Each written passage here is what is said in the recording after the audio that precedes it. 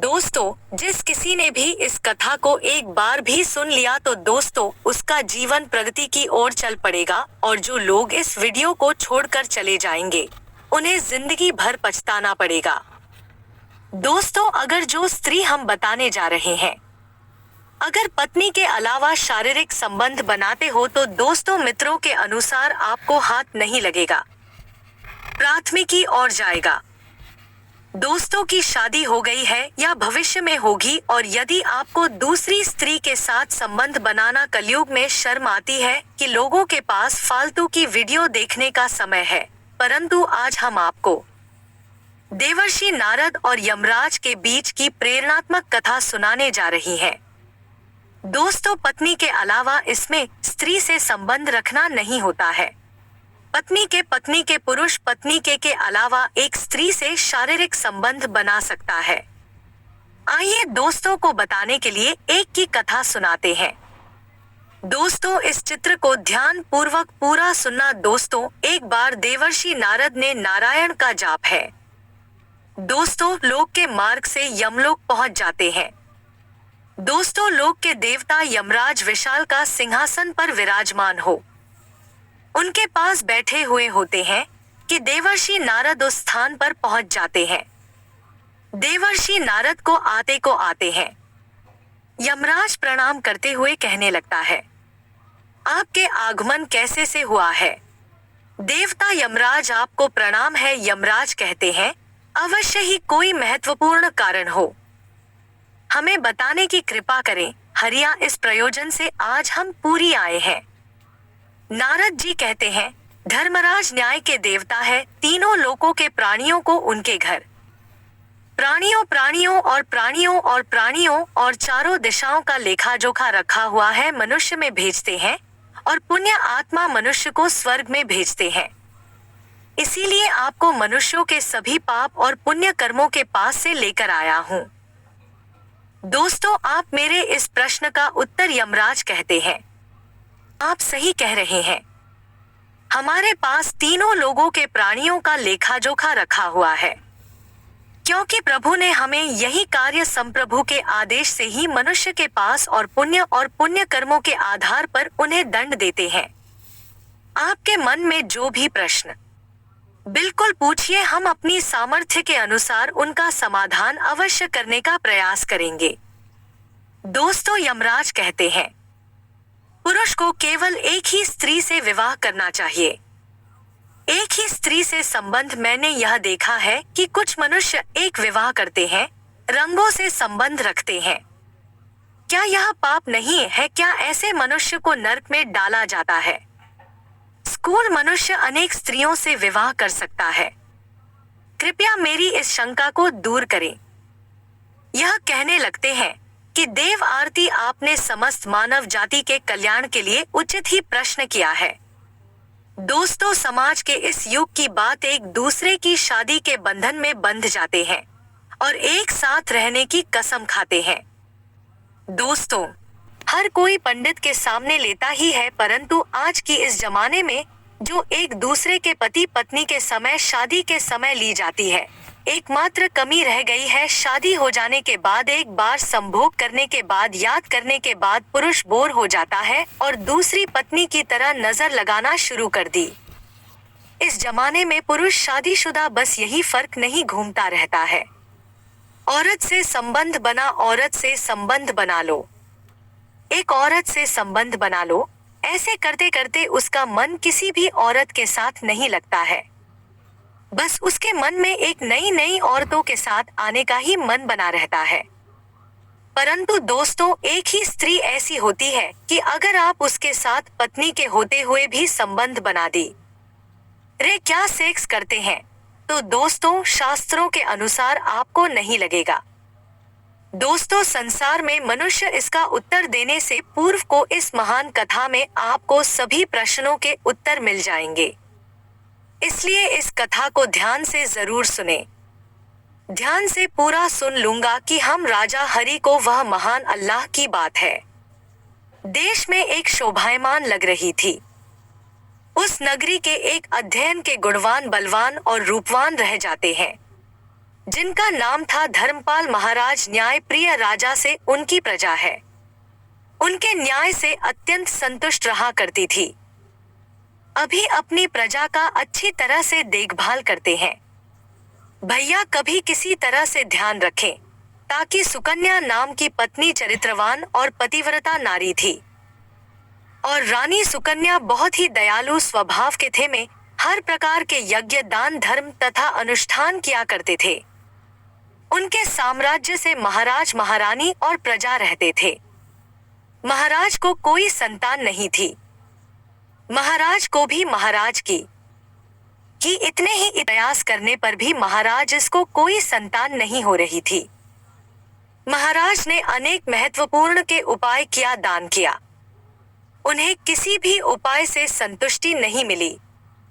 एक दिल का भजन महाराज के पास आते हैं, विवाह करें, किंतु महाराज होते, इसीलिए मुझे अपनी पत्नी का दिल नहीं दुखाना चाहते थे तथा महाराज शास्त्रों का भी ज्ञान रखते थे। पुरुष को केवल एक ही स्त्री के प्रति एक लिस्ट रहना चाहिए। दोस्तों, एक पत्नी के होते हुए कभी दूसरी स्त्री के पास नहीं जाना चाहती। एक मादा पशु के साथ जो नर पशु नहीं रह सकते हैं, उसी प्रकार से एक पुरुष के साथ दो स्त्रियों कभी सूखे पुरुष के प्रति होते हुए भी दूसरी स्त्री से संबंध रखता है, वह घोर पाप करता है और नरक महाराज दूसरा जाकर उनसे आग्रह करते हैं। महाराज को दूसरा विवाह करने के लिए मना है। दुख समझती है और महाराज के पास आकर कहने लगती है, स्वामी आप कृपया दूसरा विवाह कर ले, हमारे राज्य को भविष्य में एक राजा की आवश्यकता पड़ सकती है। फिर महाराज रानी को भी मना करते हैं और कहते, यदि मैं दूसरा विवाह दी, नहीं जाना पड़ेगा और तुम बताओ तुम मेरे दूसरे विवाह से खुश रह पाओगे। तब रानी कहती है, खुशी में ही मेरी खुशी है, मैं मेरी सौतन को अपनी बहन मानकर प्यार दूंगी, कृपया आप संकोच न करें, मुझे इससे भी दुख नहीं होगा, मैं आपको विवाह के लिए सहमति देती। तब महाराज कहते हैं कि देवी, किंतु मुझे उस बाप से कौन बचाएगा होते हुए भी दूसरी स्त्री के साथ संबंध रखने से मिलता है, इस बात से कोई मुक्ति नहीं है, मैं ऐसा घोर अनर्थ नहीं करना चाहता। उधर स्वर्ग लोक से महाराज के सभी पूर्वक इस घटनाक्रम को देख रहे होते हैं। वे अपने पुत्र के ऐसे व्यवहार से अत्यंत दुखी। महाराज को पुत्र नहीं होगा तो कुल का विनाश हो जाएगा, इसी भाई से सभी पूर्वज बहुत दुखी हो जाते हैं। तभी पूर्वज महाराज के सामने आकर उन्हें दर्शन देते हैं और कहते हैं, पुत्र तुम्हारे कारण हमारी दुर्गति हो रही है, हमारी कुल का विनाश हो रहा है। तब महाराज अपने पूर्वजों से कहते हैं, आप सभी इतने दुखी हुए हैं, आपकी आत्मा की शांति के लिए जो भी उपाय हो। पूर्वज कहने लगते हैं कि हमारी मुक्ति का एक ही उपाय है, वह है तुम्हारी संतान पुत्र को नहीं दोगे तो तुम्हारे साथ साथ हमें भी नरक में जाना पड़ेगा, हमारा संपूर्ण कुल और वंश नष्ट हो जाएगा। इसलिए कहते हैं कि तुम दूसरा विवाह करो कि बिना मनुष्य को सद्गति प्राप्त नहीं होती है। पुत्र ही अपने माता पिता एक बार करता है, लोक प्रदान करता है, होती है, इसीलिए होती है, इसीलिए है पुत्र तुम सीख रही पुत्र की प्राप्ति के लिए कोई उपाय करो। की बात सुनकर भी महाराज दूसरा विवाह करने के लिए तैयार नहीं होते हैं। सभी मित्रगण दुखी होकर यमराज के हार जाते हैं और उनसे विनती करते हुए कहते हैं, कृपया हमारे कुल की रक्षा कीजिए, हमारी पुत्र संतान के बिना हमारा कुल का विनाश हो जाएगा, हमारे पुत्र को दूसरा विवाह करने की आज्ञा दें। यमराज कहते हैं, तो मैं अवश्य ही तुम्हारे पुत्र को समझा लूंगा और उसे पुत्र प्राप्त करने के लिए प्रेरित करूंगा। ऐसा कर यमराज पृथ्वी लोक पर आरती लोक बनाते हैं और एक साधु का रूप धारण करके महाराजा धर्मपाल के दरबार में जाते हैं। उन साधु को देखना राज्यपाल अत्यंत प्रसन्न होते हैं और उनका आदर सत्कार करते उनसे पूछते हैं, महात्मा कौन है? इस प्रयोजन से आप हमारे इस राज्य में पधारे हैं। आपके मुखमंडल का देश देखकर यह प्रतीत होता है कि आप अवश्य ही कोई बड़े तपस्वी है। तब इसे कहते हैं यमराज हो। पूर्वजों के द्वारा प्रार्थना करने पर ही मैं स्वयं तुमसे मिलने के लिए आया हूँ। तुमने अपने पूर्वजों को ध्वस्त कर दिया है, जिससे तुम्हारा सारा साम्राज्य नष्ट हो जाएगा। बिना तुम्हारी दुर्गति हो जाएगी। तुम्हें कभी मोक्ष की प्राप्ति नहीं होगी। शास्त्र कहते हैं कि मनुष्य को मोक्ष प्राप्ति के लिए पुत्र को जन्म अवश्य देना चाहिए, और महाराज कहते हैं धर्मराज व्यवस्थित दूसरा विवाह करके का भागीदार बना है कि मैं फ्री होकर जीवन व्यतीत करें। यमराज कहते हैं बस तुम्हारी न्याय प्रिय आचरण पति एक निष्ठा को देखकर प्रसन्न। पिंटो धर्मपाल, एक मनुष्य दूसरा विवाह अवश्य कर सकता है, इसमें कोई बात नहीं है। यदि किसी पुरुष की पत्नी उसके दूसरे विवाह के लिए दी है तो वह पुरुष दूसरा विवाह निश्चित ही कर सकता है, इसमें कोई बात नहीं है। दोस्तों, शास्त्र कहते हैं कि यदि पुत्र की प्राप्ति नहीं होती है और उसकी पत्नी उसे दूसरा विवाह करने की अनुमति देती है तो उसे दो नहीं करना चाहिए। साथ साथ यमराज के द्वारा ऐसे वचन सुनकर महाराज अति प्रसन्न हो जाते हैं और यमराज को धन्यवाद देते हैं, अंतर्ध्यान हो जाते हैं। महाराज धर्मपाल अपनी पत्नी सुकन्या के पास जाते हैं, दूसरा विवाह करने की अनुमति मांगते हैं। महारानी सुकन्या उन्हें दूसरा विवाह करने की अनुमति दे देती है। तब महाराज दूसरी स्त्री से विवाह कर लेते हैं। उन्हें सुंदर पुत्र की कहाँ होती है और उधर स्वर्ग लोक में सभी पूर्वज भी आना विदित हो जाते हैं। दोस्तों को शास्त्रों पुराणों में बताया कि मनुष्य धरती पर रहकर जो भी अच्छे या बुरे कर्म कर रहे हैं, उन सभी कर्मों का लेखा जोखा मृत्यु के बाद होता है। पुनर्जन्म मिलता है जो अपने काम से काम होते हैं, उसे पुण्य कहा जाता है। बुरे कर्म होते हैं, उन्हें कहा जाता है।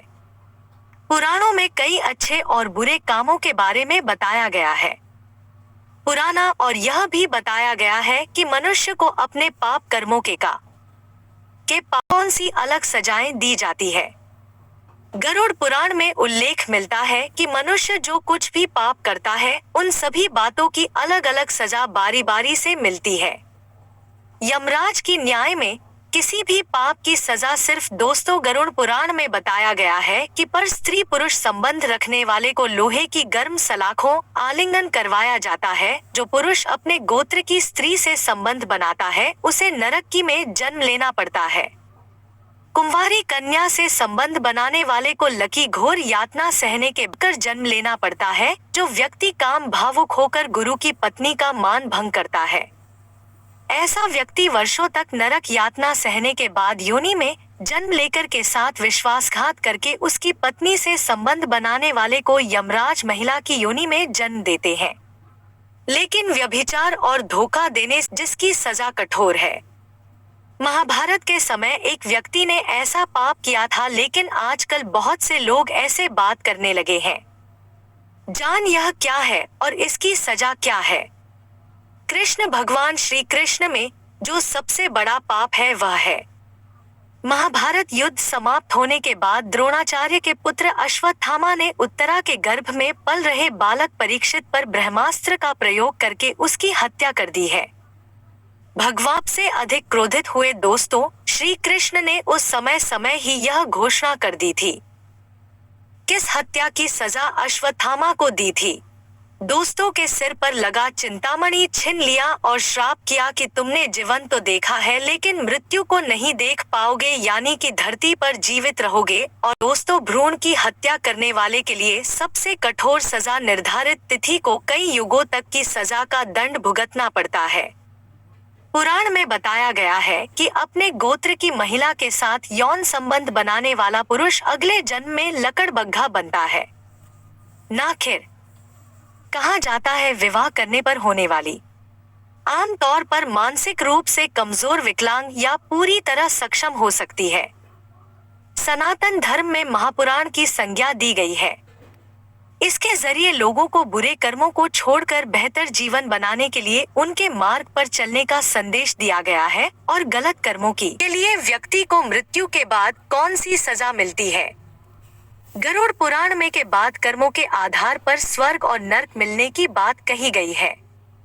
दोस्तों, एक बार अर्जुन ने भगवान से पूछा, मनुष्य में क्यों बात कर रहा है और गया है कि किस बात के लिए व्यक्ति को मृत्यु के बाद कौन सी सजा मिलती है। गरुड़ पुराण में के बाद कर्मों के आधार पर स्वर्ग और नर्क मिलने की बात कही गई है। दोस्तों, एक बार अर्जुन ने भगवान से पूछा, मनुष्य में क्यों बात कर रहा है और जीवन में 84 लाख योनियों में जाता है। कामना मनुष्य से बात कराती है और कामना से उत्पन्न होने वाला क्रोध और लोभ यही मनुष्य को पाकर दुखी होता है कि मैं जाता है। दोस्तों, मनुष्य के मन में, इंद्रियों में, बुद्धि में, अहम में और विषयों में काम ना काम नहीं। मनुष्य की बारी है, पतन का कारण है। ज्ञान रूपी तलवार से इश्क मनुष्य के बंधन का कारण दूसरों के हित के लिए किए जाते हैं तो मुक्त करने वाले बन जाते हैं। अपने लिए करें, स्वार्थ से करेंगे, बंधन है, बात है, और दूसरों के लिए करें, निष्काम भाव से करें, प्रेम से करें तो वही कर मुक्ति का आनंद का योग का कारण बनते हैं। दोस्तों, दूसरों के लिए काम करना ही यज्ञ है। गीता में अनेक प्रकार के यज्ञ बताए गए हैं।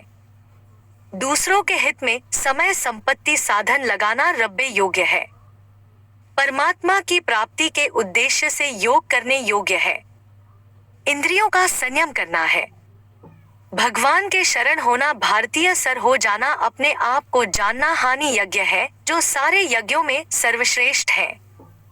दोस्तों, क्योंकि है और इसमें कोई हर्ज भी नहीं है। यह मुक्ति का सीधा मार्ग है। उनसे जो विवेक प्राप्त होता है, विवेक ही रामलीला, इंद्रिय संयम इत्यादि के उपकरण है। हमें ज्ञान में अपनी कामनाओं की आहुति डालकर जीवन मुक्ति का फल प्राप्त हुआ है। ज्ञान भरी वीडियो आपको जरूर पसंद आई होगी। दोस्तों, वीडियो पसंद आई है तो कमेंट में जय श्री राम जरूर लिखें और चैनल को सब्सक्राइब करना है। धन्यवाद।